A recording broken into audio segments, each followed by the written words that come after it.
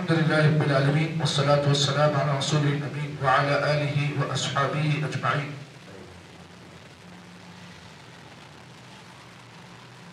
قوله تعالى: قل يا عبادي الذين أسرفوا على أنفسهم لا تقنطوا من رحمة الله إن الله يغفر الذنوب جميعا إنه هو الغفور الرحيم. سورة الزمر آية نمبر 53. وقال تعالى: إنا قد أوحي إلينا أن العذاب على من كذب وتولى. باب الرجاء من الله تعالى. وعن عبادة بن الصامت رضي الله تعالى عنه قال: قال رسول الله صلى الله عليه وسلم: من شهد أن لا إله إلا الله وحده لا شريك له وأن محمدا عبده ورسوله وأن عيسى عبد الله ورسوله وكلمته ألقاها إلى مريم وروح منه والجنة حق والنار حق أدخله الله الجنة على ما كان به من العمل. رواہ متفق علیہ. گزشتہ کئی دنوں سے آپ حضرات کے سامنے باب الخوف یعنی اللہ تعالیٰ سے ڈرنے کے سلسلے میں بہت ساری حدیثیں آپ حضرات کے سامنے پیش کی گئی. آج کے ابھی سے آپ حضرات کے سامنے ایک نیا باب شروع ہو چکا ہے. باب ہے باب الرجا. رجا کہتے ہیں امید کو. تو آدمی کو چاہیے کہ ایمان لانے کے بعد خوف اور امید دونوں کے دامن کو تھامے رکھے. خوف کس بات کا؟ خوف اس بات کا اللہ تعالیٰ سے ڈرنے کا، جہنم کے عذاب کا اور جہنم کے ہولناکیوں کا اور حشر کے دن کے بارے میں آدمی کو خوف کھانا چاہیے. اور امید کس چیز کی؟ امید اس چیز کی کہ اللہ تعالیٰ مرنے کے بعد انشاءاللہ اگر اللہ تعالیٰ کا رحم اور فضل رہا تو اللہ تعالیٰ جنت میں داخل کرے گا. تو آدمی کو ایمان لانے کے بعد خوف اور امید دونوں کے دامن کو تھامے رہنا چاہیے. اسی لیے سلف صالحین نے یہ بات لکھی ہے: الایمان بین الخوف والرجاء. ہر انسان کا ایمان خوف اور امید دونوں کے درمیان میں ہونا چاہیے. یعنی مطلب یہ ہے کہ اس کا ایمان درمیان میں ہو اور ایمان کے دائیں طرف خوف ہو اور بائیں طرف امید ہو. یہ دونوں چیزیں آدمی کے ایمان کے ساتھ لگی رہنی چاہیے. بغیر خوف اور امید کے آدمی کا ایمان ادھورا ہے. تو آدمی کو چاہیے خوف اور امید دونوں کے دامن کو تھامے رکھے. اس سلسلے میں امام ابن قیم جو امام ابن تیمیہ رحمہ اللہ کے شاگرد رشید ہیں، امام ابن تیمیہ رحمہ اللہ کے شاگرد ابن قیم ہیں. ابن قیم رحمہ اللہ نے اپنی کتاب میں یہ بات لکھی ہے کہ انسان کے ایمان کی مثال یعنی خوف اور امید جیسے اس کی مثال انہوں نے ایسے دی ہے. ایک پرندے کو آپ دیکھتے ہیں کہ پرندہ جب ہوا میں اڑتا ہے جتنی بلندی پر ہوتا ہے اس کے دونوں پر جو ہے بالکل برابر ہوتے، مساوی ہوتے ہیں. اگر ایک پر جھکا ہوا ہوتا ہے اور دوسرا پر لمبائی پر ہوتا ہے تو پرندے کی جو ہے اڑان میں کمی آتی ہے. تو اگر اس کے دونوں پر اگر برابر ہوتے ہیں تو پرندے کی جو اڑان ہے وہ بالکل صحیح رہتی ہے. اگر ایک پر جھک گیا اور دوسرا پر جو ہے وہ اٹھا ہوا ہے تب بھی پرندے کی اڑان جو ہے کمزور ہو سکتی ہے.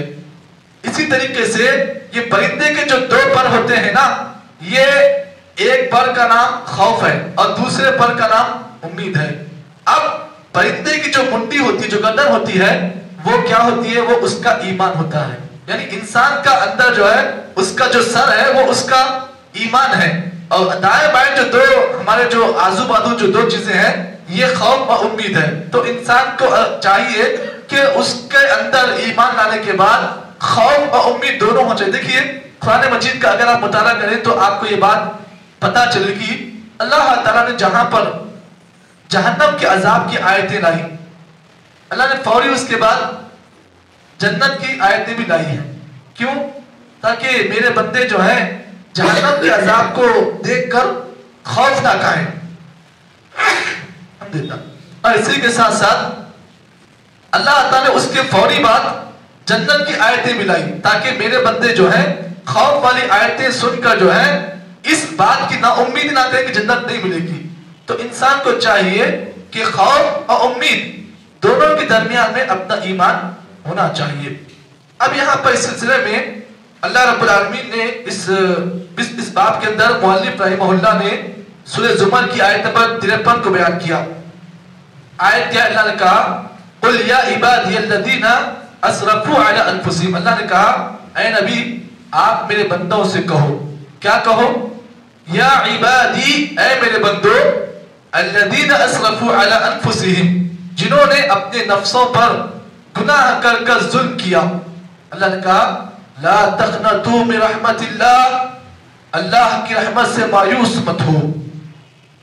ان اللہ یغفر الذنوب جميعا, اللہ تعالیٰ تمہارے گناہوں کو معاف کرے گا. انہ هو الغفور الرحیم, اللہ تعالیٰ معاف کرنے والا ہے اور رحم کرنے والا. دیکھیے اس آیت میں آپ غور کریں, اللہ نے امید دلائی ہے کن لوگوں کے لیے؟ جو گناہ کر کر اپنے گناہوں کے بوجھ کو محسوس کرتے ہیں. اللہ نے کہا نا امید مت ہو, نا امید مت ہو. کیوں؟ ان اللہ یغفر الذنوب جميعا, اللہ تعالیٰ تمہارے گناہوں کو معاف کرے گا. اگر تمہارے گناہ سمندر کے جھاگ کے برابر بھی کیوں نہ ہو, وہ اللہ تمہارے گناہوں کو معاف کرے گا. کیوں؟ اس لیے کہ اس کی خاصیت ہے, کیا ہے؟ وہ گناہوں کو معاف کرنے والا ہے اور رحم کرنے والا ہے. تو معلوم یہ ہوا کبھی کبھار انسان گناہوں کے میدان میں اتنا آگے جاتا ہے کہ اسے کوئی راستہ نہیں ملتا ہے. اب وہ انسان پریشان ہو جاتا ہے, اب وہ انسان پریشان ہوتا ہے کہ ہے کوئی ایسا در جہاں پر جا کر میرے گناہوں کی معافی ملے. ہاں ایک دروازہ ہم وہاں اس کو ملتا ہے. وہ کون سا دروازہ ہے؟ وہ دروازہ امید کا دروازہ ہوتا ہے. اسے اس بات کی امید ہوتی ہے کہ نہیں, تمام سہارے اگر میرے لیے ختم ہو جائیں لیکن ایک دروازہ میرے لیے کھلا ہوا ہے اور وہ اللہ کا دروازہ ہے. تو آدمی کو چاہیے کبھی کبھار گناہوں کا بوجھ اتنا آدمی پر آ جائے کہ سارے دروازے اگر بند ہو جائیں تو آدمی کو ایک دروازے کی امید رکھنا چاہیے اور وہ دروازہ اللہ کا دروازہ ہے. تو آدمی کو چاہیے گناہ ہو جانے کے بعد آدمی کو کبھی بھی یہ چیز محسوس نہیں ہونی چاہیے کہ اللہ تعالیٰ میرے گناہوں کو معاف نہیں کرے گا. امید ہونا چاہیے کہ اللہ تعالیٰ موجود ہے اور میرے گناہوں کو معاف کرنے پر قادر ہے. اگر میرے گناہ سمندر کے جھاگ کے برابر بھی کیوں نہ, اور اللہ تعالیٰ کو یہ بات پسند ہے کہ اللہ تعالیٰ یہ چاہتا ہے کہ میرا بندہ جب گناہ کرتا ہے اس کے بعد اسے محسوس ہوتا ہے کہ اس کا ایک رب موجود ہے جو اس گناہوں کو معاف کرے گا. تو اللہ فرماتا ہے بندو تم جتنے گناہ چاہے کر لو لیکن تم اس بات کی امید رکھو اور اس بات کا تم احساس رکھو کہ اللہ تمہارے گناہوں کو معاف کرے گا. اللہ فرماتا ہے میں برابر تمہارے گناہوں کو معاف کرتا رہوں گا جب تک تمہارے اندر سانسیں ہیں.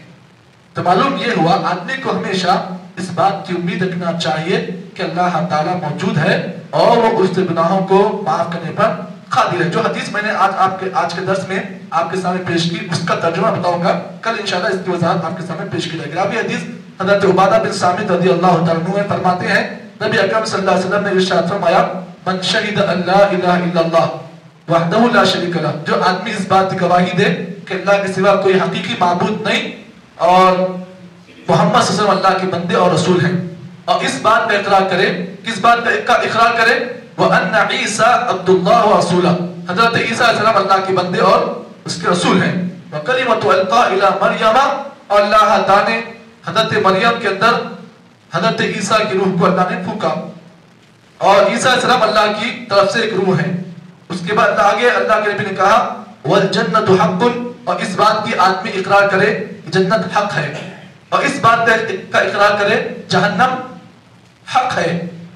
تو اللہ تعالیٰ فرماتے ہیں ادخل اللہ الجنت علی کان من العمل, اللہ تعالیٰ اس آدمی کو جنت میں داخل کریں گے اگرچہ وہ کوئی بھی عمل کیوں نہ کر لے. مطلب یہ ہے کہ وہ آدمی اگر شرک نہ کر لے اور اس بات پہ اقرار کرے کہ اللہ تعالیٰ کے سوا کوئی حقیقی معبود نہیں اور حضرت عیسیٰ اللہ کے بندے اور رسول ہیں, اگر آدمی اس بات پہ اقرار کرتا ہے تو اللہ فرماتے ہیں کہ ہم اس کے عمل کے بدلے میں سے جنت میں داخل کریں گے. اس حدیث کی وضاحت انشاءاللہ کل کے درس میں آپ حضرات کے سامنے پیش کی جائے گی. اللہ دعا کریں کہ اللہ تعالیٰ ہمیں اور آپ کو جتنی باتیں بتائی گئی ہیں اللہ تعالیٰ صحیح معنی میں ان باتوں کے مطابق عمل کی توفیق عطا فرمائے. سبحان اللہ بحمدہ سبحانک اللہم وبحمدک اشہد ان لا الہ الا انت استغفرک ونتوب الیک.